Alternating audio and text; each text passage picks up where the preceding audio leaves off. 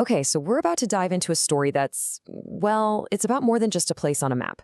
This is about the deep, tangled roots of one family, stretching across 6 generations in Montana's Bitterroot Valley. It's a really personal look at that friction between a stubborn past and a present that just won't stop changing. Wow, I mean, that line just puts you right there, doesn't it? You can almost smell it. It's this cocktail of curing grass, warm ponderosa bark, and that sharp hint of snow coming on the high peaks.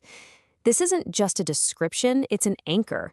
It's the sense of home, and it's the sensory landscape where this whole story kicks off. So, what this really boils down to are these 3 things, all woven together. You have the valley itself, which is basically a character in its own right.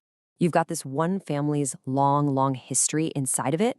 And then there's this fascinating idea of indifferent soil. And trust me, we're going to unpack that because it means so, so much more than just dirt.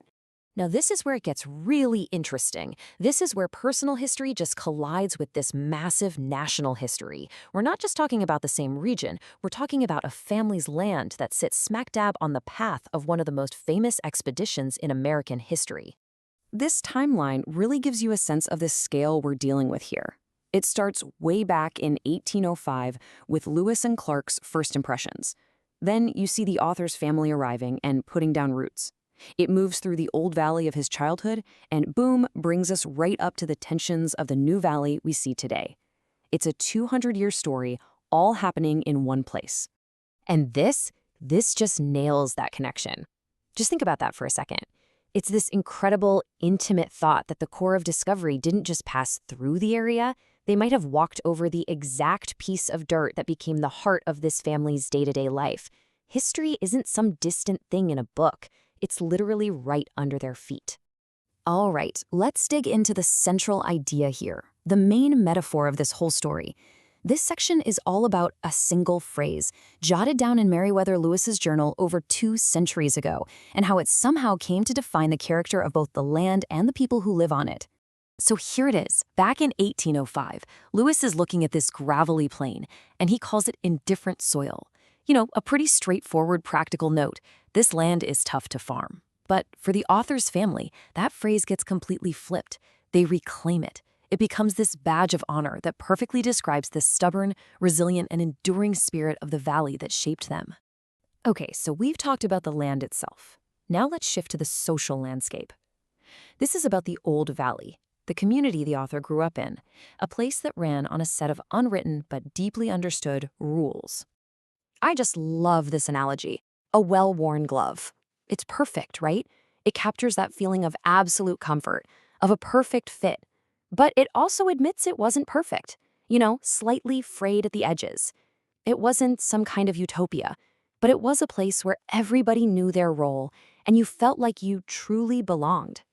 And this was the absolute core of how that community worked. It was a silent contract, an unspoken agreement. It wasn't about whether you liked everybody.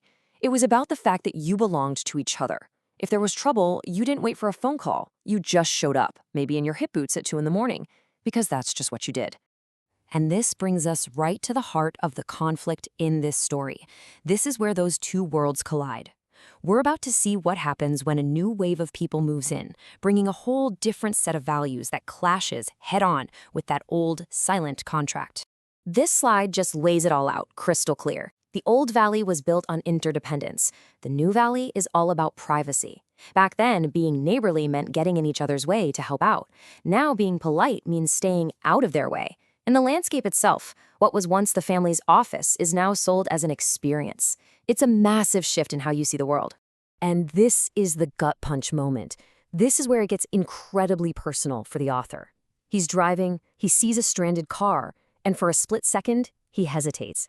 He feels that modern instinct to just mind his own business. And he realizes, wow, the change isn't just happening out there. It's happening inside of him, too. It's a really powerful moment of self-awareness.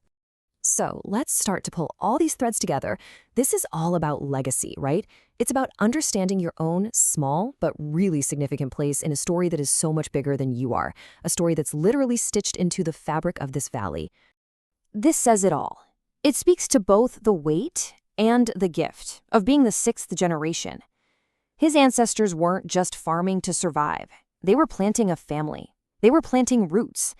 And in doing so, they left behind a map. Not a map of roads and property lines, but a map of how to live a life with hard work, a sense of humor, and respect for your community. And really, this is the question that echoes way beyond the Bitterroot Valley. It's a challenge I think we all face in our own communities.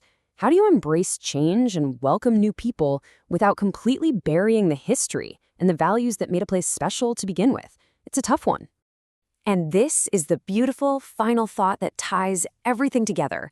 It doesn't matter if you're an explorer from 1805, a sixth-generation rancher, or a newcomer who just arrived yesterday. At the end of the day, we're all on a shared journey. We are all just travelers looking for the exact same things, a place to feel at home and a community that claims us as one of its own.